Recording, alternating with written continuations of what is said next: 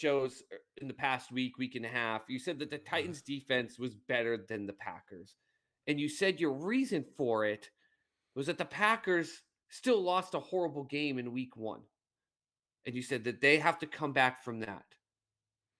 And I'm trying to figure out why a week 1 loss, as bad as it was, for sure, but week 1, which, as we've seen year after year, usually things that happen in the first couple of weeks do not reflect what a team is by the end of the year. In reverse, Pittsburgh last year was not the 11-0 team that they made themselves out to be.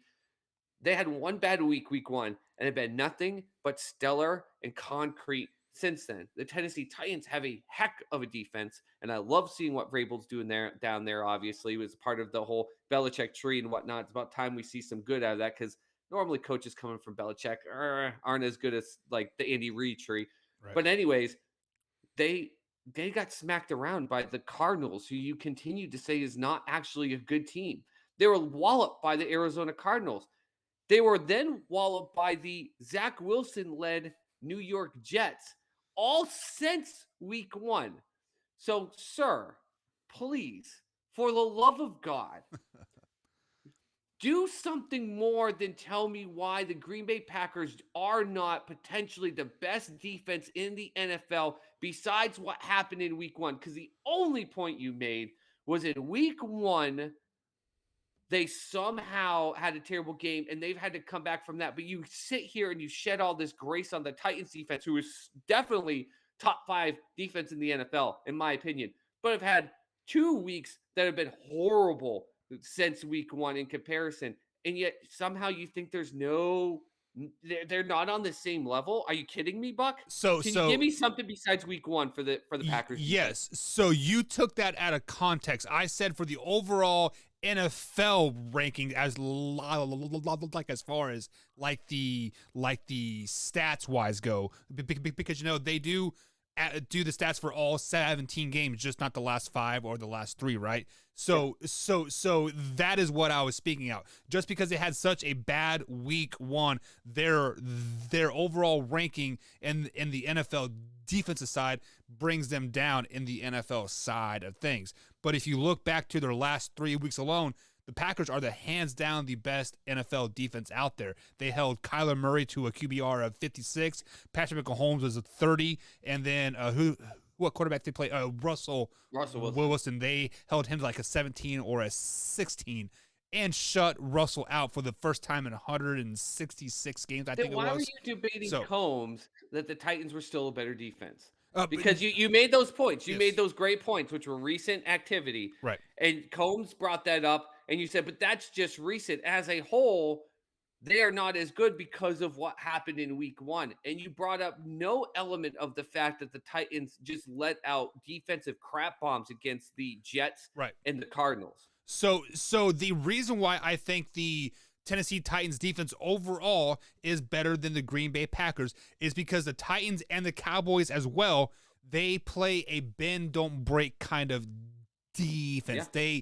They keep people out of the end zone and they get a lot of timely interceptions. The Green Bay Packers don't necessarily play that style. They want to get a three and out to get Aaron Rodgers back on the field so they can get a lead and play with their ears back. That is why I think the Titans and Cowboys are better, because they know their identity. The Green Bay Packers are still trying to find out who they exactly are on the defensive side of the ball. They have found it the last three weeks. I will give you that hands down. But will they continue? That is yet to be determined, because the true Jalen Smith hasn't came out yet. The cancer that he is. So we will see what Jalen Smith does moving forward. I almost was going to bring in OBJ stuff because of the whole cancer thing. And I said, you know what? We've had enough OBJ. So I didn't even bring that in. But we can't go with, I think, until we see the true element of that. We haven't seen it. Maybe sometimes some players, speaking as a Patriots fan, get a little bit change of scenery, and guess what happens? You're exactly right. They actually do pretty damn well, because sometimes it's just a coach smacking them in the face and saying, listen, I don't care who you are, but you're a damn good player and a damn good athlete, and we could use you, but not if you're going to act that way. And guess what? Suddenly the players know how to play, and they do a damn good job at it. And I'm talking as a Patriots fan who is happy to see what Vrabel's doing because the Patriots defense has always been bend don't break. Even when people cite the Patriots defenses for winning the early Tom Brady Super Bowls, which they are correct in doing that, Mhm. they still weren't a stomp you in the face type of defense. It was bend don't break. It creates longevity, but it does not to me mean that you are a better defense. Why? Because you give the opportunity to be bent to a point that you can't be unbent.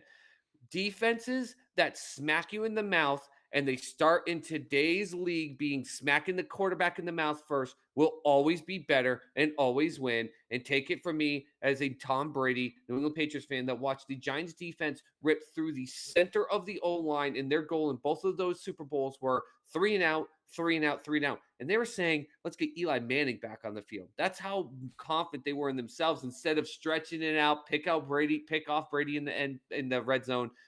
You get through the line, you put the pressure on the quarterback, you make them uncomfortable, you make a Kyler Murray not be able to fully throw at its full function outside of the pocket. You make a Russell Wilson have to go backwards. You notice that game they kept coming right up the middle and hitting him towards like pushing the offensive lineman down towards his legs so that when he wanted to roll out, he was having to do that while he's already back straight backwards. Right. Now he's rolling out instead of 5 yards behind the line of scrimmage, he's rolling out 15, 20 yards behind the line of scrimmage.